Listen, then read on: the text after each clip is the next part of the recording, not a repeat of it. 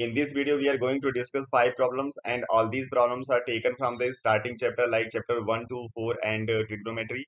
All these problems are very important and not taken from the NCERT book. These problems are very important from the exam point of view, so you continuously practice all these problems. So let us start and find out the solution of all these problems. Question number 1. Three persons step together and their steps measure 30, 36 and 40 centimeter respectively.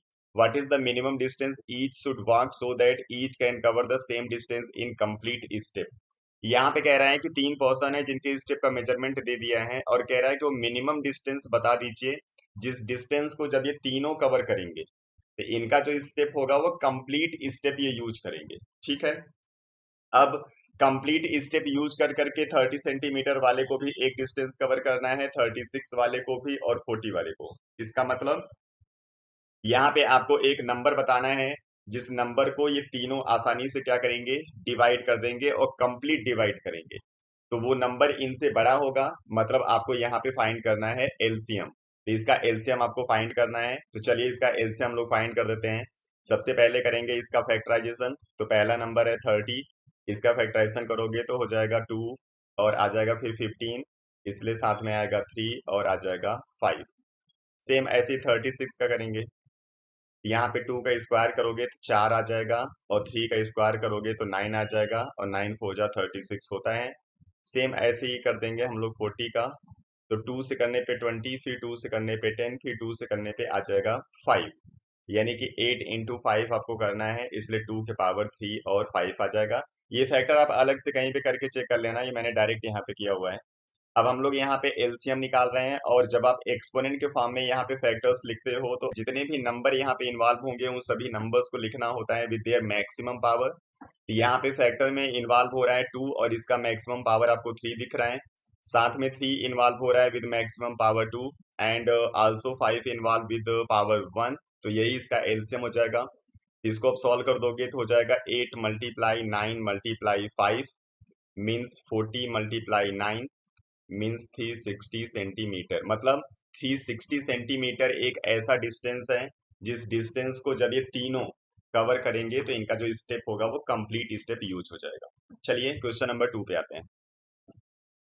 If sine A sec A equal to 0 find the value of A. ये trigo से problem है जिसमें आपको angle find करना है और दो ratio का यहाँ पे प्रोडक्ट दे रखा है 0, जिसमें से एक आपका साइन ए है और एक सेक ए। हम लोग यहाँ पे लिख देते हैं sine A into sec A equal to 0। अब आप जानते हो जो सेक ए है वो कॉस का रेसिप्रोकल होता है, इसलिए सेक ए की जगह हम लोग 1 बाई कॉस लिख सकते हैं। तो आप इसको कर दो sine A into 1 by cos A. अब यहाँ पे आपको मालूम हो गया कि जो साइन ए और कॉस ए है वो tan होता है, तो हम इसकी जगह tan लिख सकते हैं। तो आप लिख दोगे tan a इक्वल टू 0। मतलब यहाँ पे अभी स्टार्टिंग में क्या था, दो अलग अलग रेशियो दिए थे, उसको हमने क्या कर दिया, एक सिंगल रेशियो में कन्वर्ट कर दिया। अब इससे ये एंगल फाइंड करना आपके लिए हो जाएगा आसान। अब tan थीटा के लिए देख लीजिए किसकी वैल्यू आपको 0 मिलती है, वही एंगल ए हो जाएगा। तो अगर आप एंगल को देखोगे तो जो tan 0 होता है उसकी वैल्यू 0 होती है, इसलिए आपको वैल्यू लिख देनी है ए की 0। तो 0 एंगल के लिए इसका वैल्यू आपको हमेशा 0 मिलेगा। चलिए हम लोग नेक्स्ट प्रॉब्लम पे आते हैं। Two numbers are in the ratio 2:3 and their LCM is 180। What is the HCF of these numbers.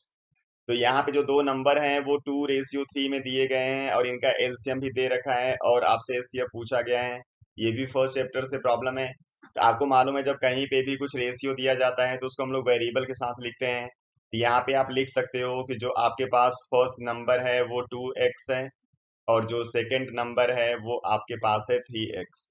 और जब इस तरीके से नंबर दिए जाते हैं तो आप इसका फैक्टराइजेशन भी कर सकते हो। इसके फैक्टर में आएगा 2 एंड x और इसके फैक्टर में आएगा 3 एंड x। तो अगर आप यहाँ से एलसीएम निकालने जाओ तो आप लिखोगे एलसीएम में 2 मल्टीप्लाई 3 मल्टीप्लाई x और इसी एलसीएम की वैल्यू यहाँ पे इन्होंने 180 दे रखा है। इसी को आप सॉल्व कर दो तो लिखोगे 6x equal to 180, x equal to हो जाएगा 180 बाई 6 मीन्स 30। अब आपको फाइंड करना है एचसीएफ। यहाँ पे जो दो नंबर हैं उसका एचसीएफ अगर लिखोगे तो एचसीएफ में आप कॉमन फैक्टर लिखते हो और यहाँ पे इन दोनों का कॉमन फैक्टर भी क्या है, x है। यानी जो x की वैल्यू है वही एचसीएफ भी होगा, इसलिए एचसीएफ आपको लिख देना है 30। चलिए क्वेश्चन नंबर 4 पे आ जाइए।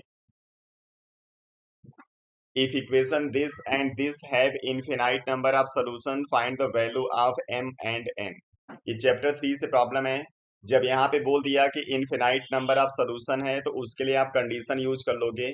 इनफिनाइट नंबर के लिए कंडीशन होता है a1/a2 is equal to b1/b2 is again equal to c1/c2। तो इसी में आप ए बी सी की वैल्यू यूज कर लो। तो पहले इक्वेशन में x के साथ जो यहाँ पे कोफिशियंट होगा वो a1 होगा, इसलिए इसकी जगह लिख देना है 2m-1। दूसरे में x के साथ जो कोफिशियंट होगा वो a2 होगा, तो यहाँ पे लिखना है 3। This one is equal to, first equation में जो y के साथ कोफिशियंट होगा वो b1 होगा, वो 3 है। दूसरे इक्वेशन में y का कोफिशियंट है n-1, ये b2 होगा। ये इक्वल हो जाएगा, c1 की वैल्यू यहाँ पे -5 है और C2 की वैल्यू यहाँ पे -2 है। ठीक है, तो एक बार आप फर्स्ट को थर्ड के साथ इक्वेट करो, आपको m मिल जाएगा, और एक बार सेकंड को थर्ड से इक्वेट करेंगे तो हमको n मिल जाएगा। तो हम लोग लिखेंगे यहाँ पे 2m-1/3, इसको इक्वेट कर दिया 5/2 के साथ, ये हो जाएगा 4m-2 इक्वल टू 15। ये क्रॉस मल्टीप्लाई किया हमने, 4m इक्वल टू हो जाएगा, ये 2 इधर आके प्लस हो जाएगा तो 17, m इक्वल टू हो जाएगा 17/4, this one the value of m। Same ऐसे सेकेंड और थर्ड को इक्वेट करेंगे तो क्रॉस मल्टीप्लाई करोगे तो एक तरफ आ जाएगा 5n-5 और दूसरी तरफ आ जाएगा 6, तो 5n इक्वल टू हो जाएगा 11। ये 5 इधर आके ऐड हो गया, फिर n लिखोगे 11/5, ये n की वैल्यू हो गई, ये m की। चलिए question number next. train cover a distance of 360 kilometer at a uniform speed. Had the speed been 5 kilometer per hour more, it would taken 48 minutes less for the journey. Find original speed of train। इस problem को आप chapter 2 और chapter 4 में किसी में भी include कर सकते हो, क्योंकि क्वाड्रेटिक इक्वेशन का प्रॉब्लम है। तो क्वाड्रेटिक इक्वेशन से इसको हम लोग को सॉल्व करना है। तो हम लोग सबसे पहले इसका जो स्पीड है, ओरिजिनल स्पीड, उसको एज्यूम कर लेते हैं कुछ भी। तो यहाँ पे लिख देते हैं हम लोग x किलोमीटर पर आवर। तो जब हम speed x kilometre per hour लिखेंगे, इसका मतलब है कि जो भी हमारे पास टाइम होगा उन सारे टाइम को आपको आवर्स में लिखना है। कुछ बच्चे यहाँ पे गलती क्या करते हैं कि अब यहाँ पे टाइम दिया हुआ है मिनट में, तो इसको मिनट में ही यूज कर लेंगे 48, फिर उनका आंसर हो जाता है गलत। तो इसको आपको चेंज करना पड़ेगा आवर्स में। तो चलिए पहले यहाँ पे ओरिजिनल टाइम कितना लगेगा उसको लिख लेते हैं। तो original time, time equal to आपको पता है डिस्टेंस बाई स्पीड होती है, तो यहाँ पे डिस्टेंस 360 है और पहली स्पीड है x। और जो न्यू टाइम यहाँ पे लगेगा जब हमने स्पीड को चेंज किया होगा, तो क्या होगा, डिस्टेंस तो हम चेंज कर नहीं रहे हैं, स्पीड को हमने यहाँ पे क्या किया है 5 किलोमीटर पर आवर इंक्रीज कर रखा है। तो जहां स्पीड x पहले यूज किया था, अब वहां पे x+5 हम यूज करेंगे। अब इन दोनों में आपको पहले चेक करना है कि कौन सी वैल्यू बड़ी है। ठीक है, तो आप जानते हो कि जब स्पीड आप बढ़ाओगे तो टाइम कम लगेगा, मतलब दूसरा वाला जो आपका टाइम है वो कम है, पहला वाला टाइम बड़ा है। तो इन्हीं दोनों टाइम का जो डिफरेंस होगा वो 48 मिनट्स के बराबर है। तो पहला टाइम बड़ा है, इसलिए पहले में से आप दूसरे को करोगे माइनस, और हमेशा आपको यही करना है, बड़ा माइनस छोटा करना है। एक इक्वेशन बनेगा, उसी इक्वेशन को सॉल्व कर देना है। तो यहाँ पे टाइम आपको मिनट में लिखना नहीं है, इसलिए इसको हम आवर्स में चेंज कर देंगे। तो लिखेंगे 48/60। इसको आप सिंप्लीफाई कर सकते हो, तो सिंप्लीफाई करके अपने ढंग से लिख लेना। 4/5 हम अभी लिख रहे हैं यहाँ पे, 12 से इसको हमने छोटा कर दिया। तो अब यहाँ पे 360 को हमने कर दिया कॉमन, एलसीएम इसका हो जाएगा x एंड x+5, ऊपर आ जाएगा x+5 और -x, और इधर आ चुका है 4/5।